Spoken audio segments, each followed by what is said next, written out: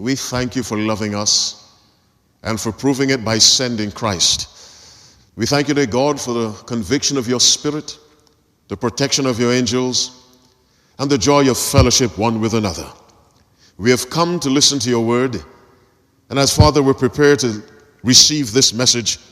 I pray that your Spirit will prepare our hearts. Take possession of my mind, dear God. My desire is to glorify you through this message. Help me to do that. Touch every listening heart, I pray. I ask you to grant a special blessing to our guest, Brother Ephraim. When this service is over, let all of us know that we have met with you. In Jesus' name I pray. Amen. Blessed are the merciful. Let's go to Genesis chapter 19. Our theme for these 2 weeks is one with him. Whatever Christ is, we want to be. The only exception to that is we cannot be God. But every other thing possible to a created being, we want to be. One with him. Genesis 19 is the chapter in which 2 angels go down to Sodom. Christ also went with them, although he's not directly mentioned in that chapter, but Ellen White mentions him in the chapter Destruction of Sodom and Gomorrah in Patriarchs and Prophets. And they're in the house of Lot. You know the story. Lot has made them a feast. Verse 3. In verse 4, before they lay down, the men come to do whatever they wanted to do.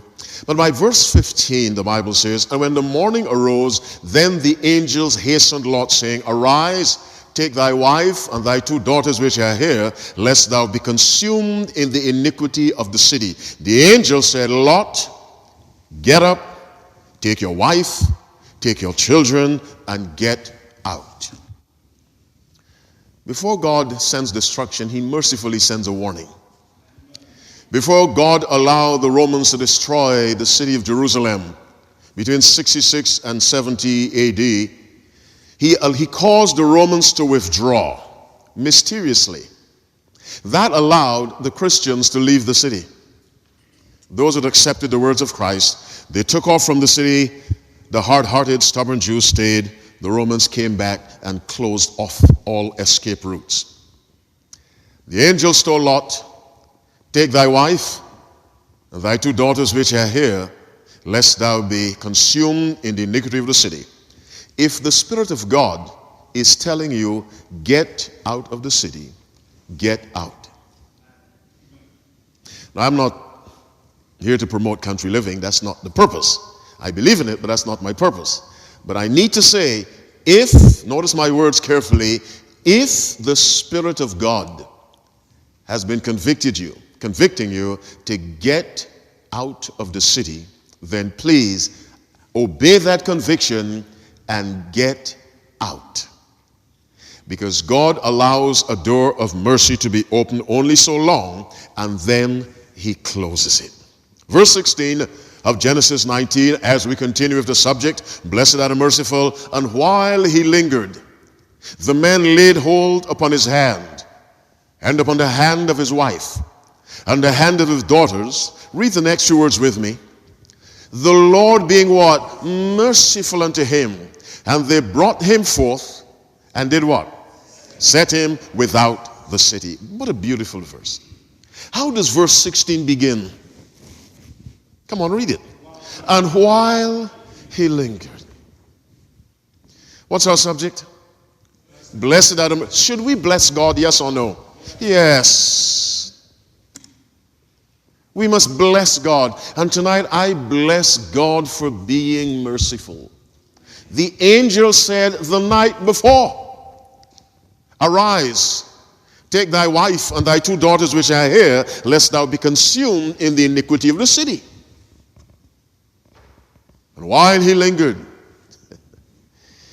it's a dangerous thing to linger when God tells you to do something. Very dangerous. But God is so merciful. He is so unwilling that any should perish. 2 Peter chapter 3 verse 9. That when we linger, God tries to stay with us insofar as his justice is not compromised. And so while he lingered, the man laid hold upon his hand and upon the hand of his wife and upon the hand of his daughters. Picture it. That's how badly God wants to save. God knew Lot's heart. The Bible describes Lot as a righteous man. God was not pulling the hand of some inveterate sinner. That would be supporting sin. He knew the heart of Lot. And Lot needed some divine shoving and pushing a little bit. And the angel laid hold on his hand, on the hand of his wife, the hand of his daughters. And I want you to picture that as the angels pulled them out of the city. And there are some people, when God tries to pull them out, they pull their hands out of God's hands. Just leave me alone. The Lord being merciful to him, and they brought him forth and set him without the city. Verse 16. And it came to pass, when they brought them forth abroad, that he said, escape for thy life. Look not behind thee, neither stay thou in all the plain. Escape to the mountain, lest thou be consumed. Now these are clear instructions. He lingered. The angel grabbed him, pulled him out. Now the angel did not take him to the mountain. God only does for us what we can't do for ourselves. The angel had the power to take him to the mountain. But the angel brought him out. Remember, the angel brought Peter out and left him right at the gate, outside the gate, and then vanished. Peter, you've got legs, you know the city, find your way to where the believers live. That's the way God functions. I will do what I can do. Now you act on what I have done. Are you following me? Escape for thy life. Look not behind thee, neither stay thou in all the plain. Escape to the mountain, lest thou be consumed. And Lot said unto them, verse 18, Oh, not so, my Lord. Behold now, thy servant hath found grace in thy sight, and thou hast magnified thy mercy which thou hast shewed unto me in saving my life. And Lot admits that. And I cannot escape to the mountain, lest some evil take me and I die. Now let's read verse 17 again. What did the angel say in verse 17? And he said, escape for thy life. Go on. Look not behind thee. Go on. Neither stay thou in all the plain. Finish the verse. Escape to the mountaintop. The angel said, with whose authority was the angel speaking? God's authority. Angels have no authority of their own. So this is God's commission to Lot. Escape to the mountain. And Lot said unto them, verse 18, Oh, not so, my Lord. That tells you how merciful God is. God goes as far as he can our way, until he comes to the point with one more step and God will be guilty of wrongdoing. But he tries. You see, God has told us in Romans 12:18, if it be possible, as much as lieth in you, live peaceably with all men. Now what God requires of us is the way God is. If that's not the case, he could not say, let us make man how? In our image. God goes as far as he can to get along with people. The Lord said, Oh, not so, my Lord. Behold now, thy servant hath found grace in thy sight, and thou hast magnified thy mercy, which thou hast shewed unto me in saving my life. And I cannot escape to the mountain, lest some evil, the word evil means something unfortunate, like an animal destroying him or falling into a pit or off a cliff or something. Some evil take me and I die. Behold now, verse 20, this city is near to flee unto, and it is a little one. Oh, let me escape thither. Is it not a little one? And my soul shall live. Now Lot says, now here's the city which was marked for destruction.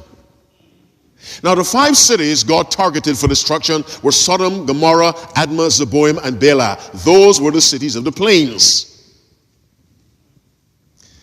Lot said, behold now, this city is near to, Bela was very close to Sodom, and it is a little one. Oh, let me escape thither. Where did the angel tell Lot to go? The mountain. Where did Lot want to go? Another city. But I don't want to stress the stubbornness of Lot.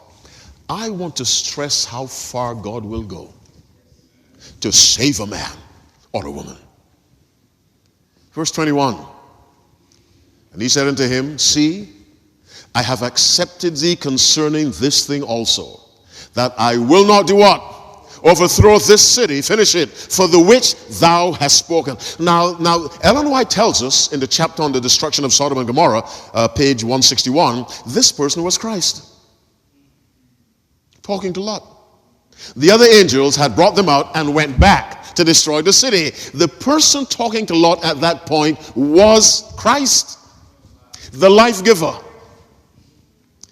And she says in Patriarchs and Prophets, page 161, paragraph 1, after Christ said, I have accepted thee concerning this thing also, verse 21, that I will not overthrow this city for the which thou hast spoken. She writes, oh, how great the mercy of God to his erring creatures. What's our subject? God is a merciful God. The Bible also says God is no respecter of persons. God goes as far as he can in every individual's life to save that person. That's why no one who's lost will be able to say there was something else you could have done. There is nothing else God could have done to save any man or woman who is lost. Absolutely nothing. And so he said, see, I have accepted thee concerning this thing also, that I will not overthrow this city for the which thou hast spoken. God going as far as possible. Let's go to John chapter 13. Our subject, blessed are the merciful. John 13, we read from verse 18. This is a chapter of the Last Supper. Beautiful chapter. John 13, reading from verse 18. Our subject is, blessed are the merciful.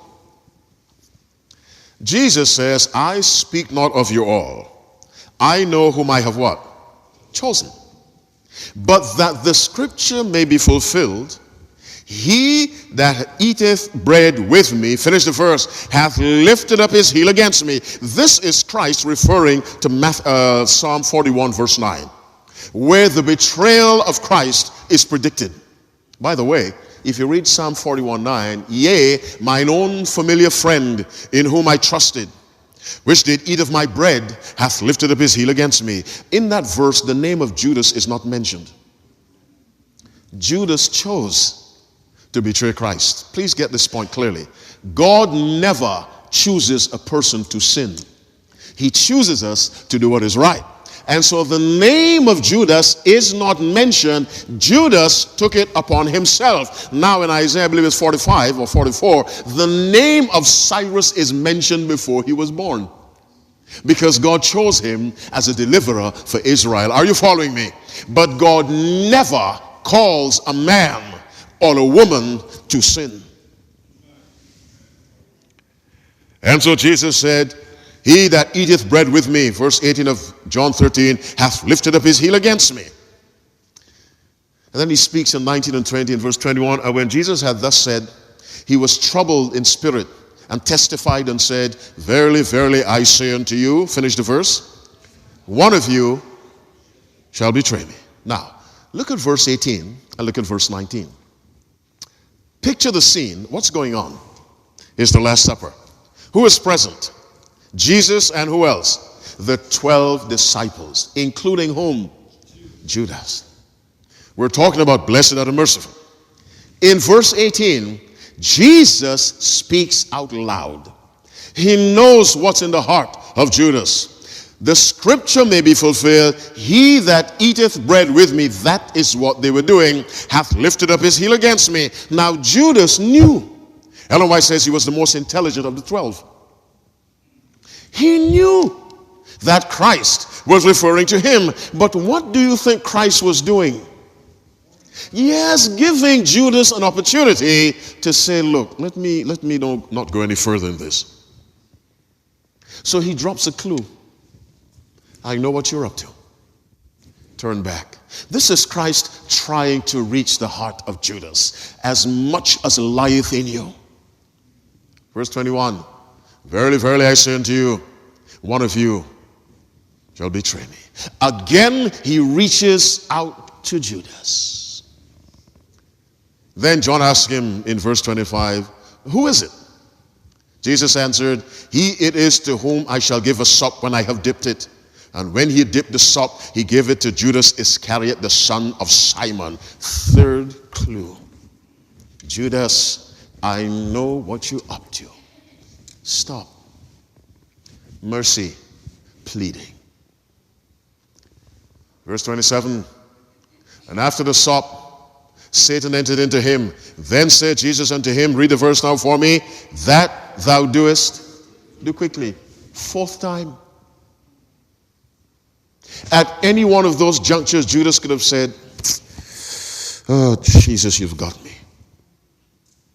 Which is what Christ wanted. Because he's not willing that any should perish, including Judas. And so in his prayer, in John 17, he prays to the Father. In verse 12, he says, while I was with them in the world, I kept them in thy name. Those that thou gavest me I have kept, and none of them is lost, but the son of perdition, that the scripture might be fulfilled. Now, Jesus calls Judas the son of perdition. You know what that means? Go to 2 Thessalonians chapter 2. We read from verse 3. 2 Thessalonians chapter 2, reading from verse 3, our subject is, blessed are the merciful. We have 2 Thessalonians, written by the Apostle Paul. I can hear the pages turning. One person has found it. Anyone else? 2 Thessalonians chapter 2, reading from verse 3. Let no man do what? Deceive you by any means, for that they shall not come unless they come a falling away first. The Thessalonians had come to believe that Christ was coming very soon. Paul wants them to know, no, that won't happen soon. That they shall not come unless they come a falling away first. By the way, people don't fall away from the world. Where is the falling away happening? In the church. There's nothing to fall away from in the world. Christ meant an apostasy in the church.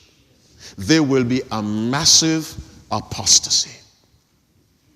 Do not be a part of it. Paul just said there will be a falling away. He did not mention your name. All he's saying, it will happen. You and I can choose, we will not be a part of that. We will be faithful to God's remnant church even unto death. Except they come a falling away first, and that man of sin be revealed, the son of perdition. Of whom is he writing? The son of perdition, or the man of sin, is whom?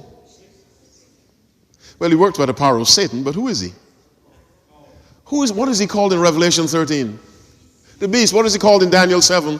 The little horn. It's the same power. Here's how Paul describes that power, and the powers are coming. Verse 9. Whose coming is after the working of Satan. The power of the son of perdition is the power of Satan. If you read Revelation 13:4, it says, and they worship the dragon, which gave power unto the beast. Now, Jesus calls Judas the son of perdition. The same name the Bible gives to the beast, the Antichrist, the little horn, or the man of sin. Now, Jesus said of Judas in John 6:70, have I not chosen you 12, and one of you is what? A devil. So Christ is pleading with the devil. Now, favor number 3 is think. Then the Bible says, Jesus, the same, yesterday, today, forever. Using the way Christ dealt with Judas, whom Christ identified as a what? A devil. Go back thousands of years, millions, when the first devil sinned. You think Christ dealt with him any differently? No. Christ must have given Lucifer chance after chance after chance to repent. Because a devil is a devil is a devil. The mercy of God, even with someone bent on God's destruction. Let's run back to Genesis. We'll go to verse 8, chapter 18. We'll read from verse 25. Abraham is talking to God. Abraham he's pleading for Sodom and Gomorrah, not only because Lot is living there and Lot's family, but Abraham is a merciful man. Ellen White said the spirit of Abraham was the spirit of Christ. He's pleading for people's salvation. And he said, that be far from thee, verse 25, to do after this manner, to slay the righteous with the wicked, and that the righteous should be at the wicked as the wicked, that be far from thee. Shall not the judge of all the earth do right? Genesis 18:25. Verse 26, and the Lord said, if I find in Sodom 50 righteous within the city, then I will spare all the place for their sakes. Now, question for you. Did God already know there weren't 50? Yes. Does Abraham know that? No.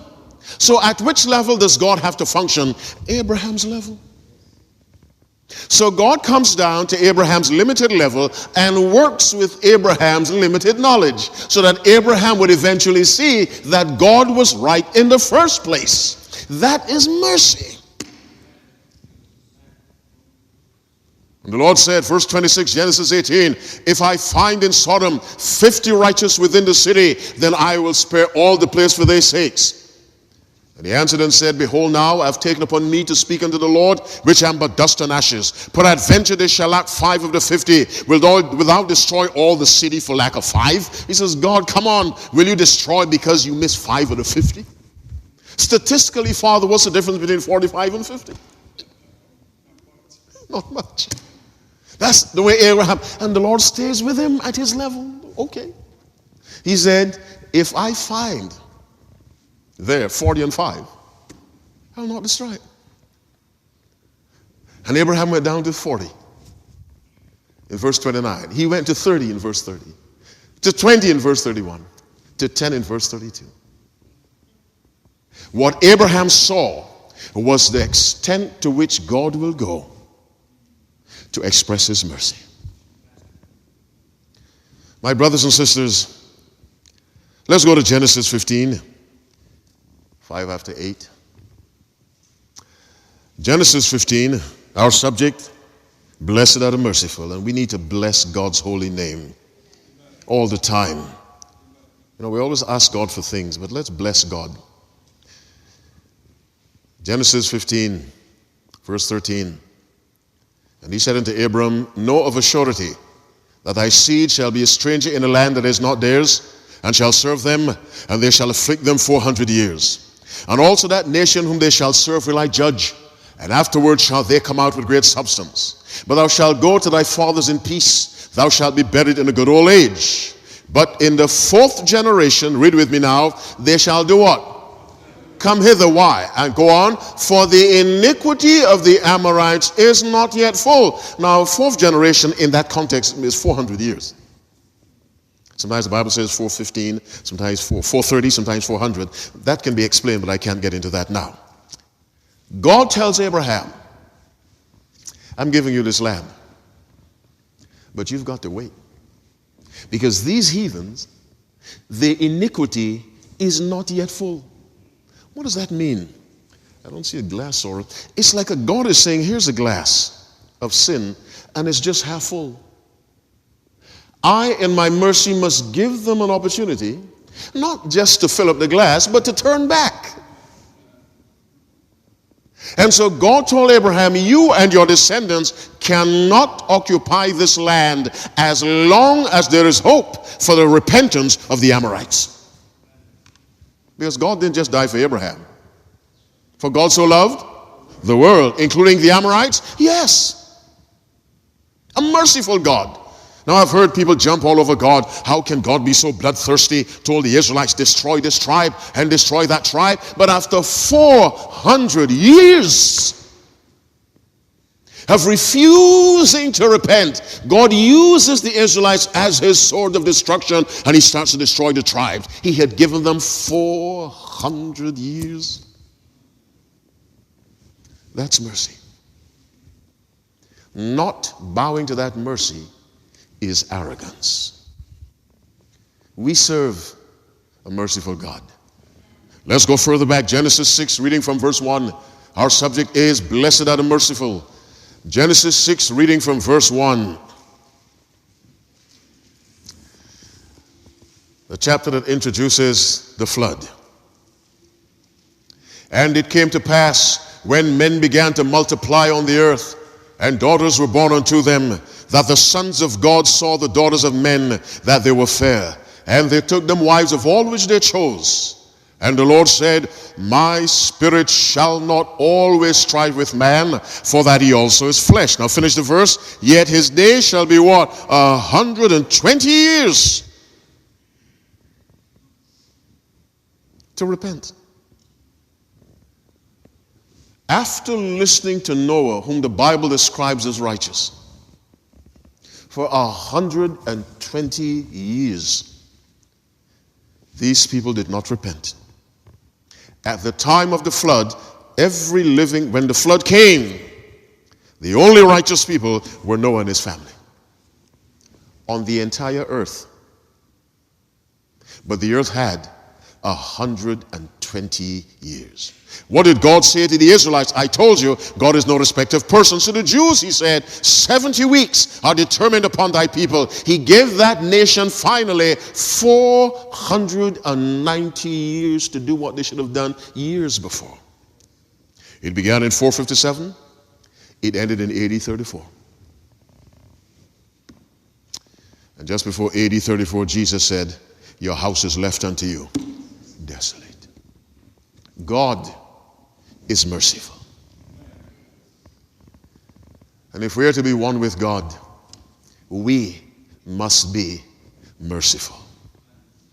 And so as we see God going to the limit with Judas, we intelligently reason he went to the limit with Satan. We see Abraham taking God to the limit to save Sodom and Gomorrah. God goes to the limit to save the antediluvians in the days of Noah. He gives his nation 490 years. That's half of a millennium virtually. That's the God we serve.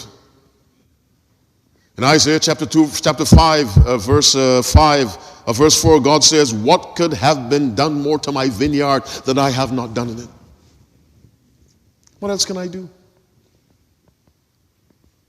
And so tonight, we want to behave like God. Romans 12:18, if it be possible, as much as lieth in you, live peaceably with all men. But to do that, you have to take stuff. And we live in a society that teaches you, don't take stuff from anybody. Do we understand we serve a God who has taken stuff for 6,000 years? He's taking it right now. There's some members who should have been here. They're probably home watching TV. That is God taking stuff. 6,000 years of taking stuff from people because God is merciful. And we who claim to be his children, we are too quick to fight back. Someone jumps in our face, we jump higher. Jesus says, if any man will compel you to go a mile, you finish it. Go with him twain. If he takes your coat, give him what? Your cloak. In other words, everything in your power to get along. When Jesus sent the 70 or the 12 out to preach in Matthew 10, he said to them, behold, I send you forth as sheep among wolves. Here are the sheep, here are the wolves. Which one is more dangerous? The wolf. But Jesus tells the sheep, you be wise as serpents. He said nothing to the wolves. God has no expectation of the wolf to be nice to his sheep. He tells the sheep, those are wolves. Because you're connected to me, you ought to be smarter than them. You find a way to get along or get around them. You be wise as serpents, harmless. You work in an environment where people are unsaved. You have to figure out how to get along. That's God's expectation.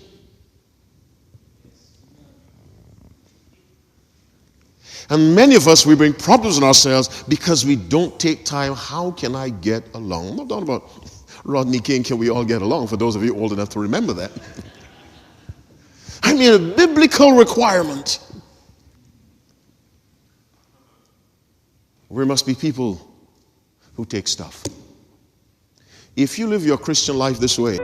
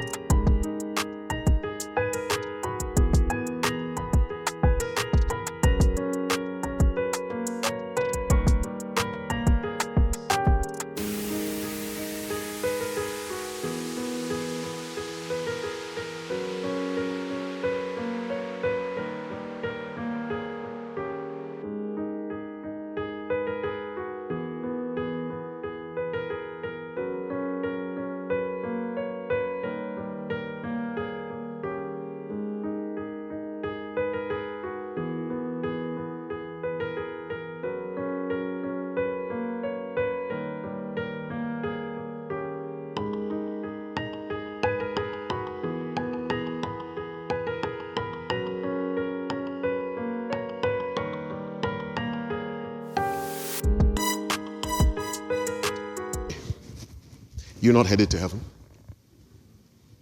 It is impossible to grow in Christ when you live your Christian life this way. That's not the way Christ lived. He lived his Christian life this way. He was hurt. Now, he did not carry a sign, hurt me, but he was hurt, he was hurt, he was hurt. And he took it because his first concern was not him, but the person doing the hurt. How can I behave in such a way to change that person? For us, how can I behave in such a way to end my pain? That's how we think. Blessed are the merciful. The most merciful person in the universe is God. And tonight we bless his name. And we thank him. It is because of his mercy that we are alive right now. Can you say amen? We thank God for his mercy. And we ask him tonight, Father, give me a merciful heart. When God came down to show his glory to Moses, Moses said in Exodus 33, verse 18, show me thy glory. It meant God's face and brightness. The Bible says in chapter 34, verse 5, and the Lord descended in the cloud and stood with him there and proclaimed the name of the Lord. And the Lord passed by before him and proclaimed the Lord, merciful and gracious, long-suffering, abundant in goodness and truth. Merciful and gracious. That's God. Psalm 103, verse 10, he hath not dealt with us after our sins, nor rewarded us according to our iniquities. Meaning, if God truly gave us what we deserved, we would have perished long time. He hath not dealt with us after our sins, nor rewarded us according to our iniquities. We never get from God what we truly deserve. I mean, on the negative side. On the positive side, we get everything we don't deserve. There isn't a human being who deserves the smallest blessing from God. But God gives them because he loves us, because he's merciful. Do you have an opportunity to give someone a break? Do it. To say, forget it, do it. Now, you can't compromise integrity, you can. But as far as possible, give people a break. Forget it. You didn't mean it. Let's start again. What did Jesus say? Forgive how many times a day? Well, he was not being mathematically precise. He was just saying, keep doing it as long as it is necessary. Why would Jesus say that? Because that's the way he is. Let me close the book to let you know I'm finishing. One with him is our theme. Blessed are the merciful, our message for tonight. Shall we not ask God to give us a merciful heart? Merciful to our fellow brothers and sisters. Merciful to the pastor. Merciful to our neighbor.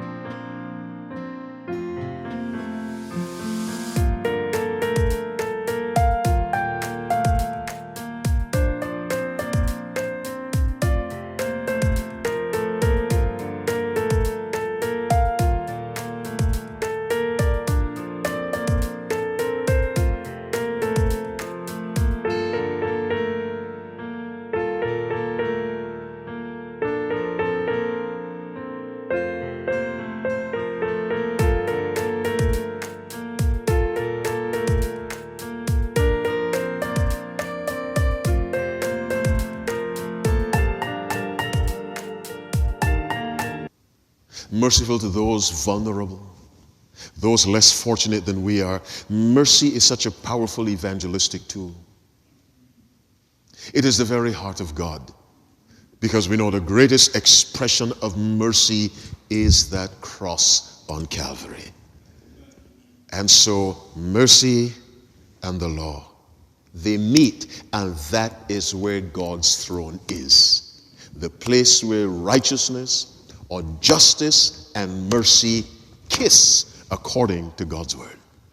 How many of you will say with me, Father, seriously, give me a merciful heart? May I see your right hand? Give me a merciful heart. Let's stand. To forgive people, give them a break, tell them forget it. Young and old, just have that heart like God. Like God. God does not tolerate sin, but God is merciful. Heads bowed, eyes closed. Dear God in heaven, we thank you for your mercy. Father, you're slow to anger. You delight in mercy. That's what the Bible says. Micah 7:18. You delight in mercy. Father in heaven, so many of us do not delight in mercy. We're hard. We're harsh. We're unfeeling. We're cruel. We're vengeful. Father, take that out of us, dear God, and create in us a clean heart. Renew a right spirit within us, dear God, a spirit distinguished by mercy. Not mercy as the world shows it, but mercy that originates with you yourself. Give us that heart, dear God.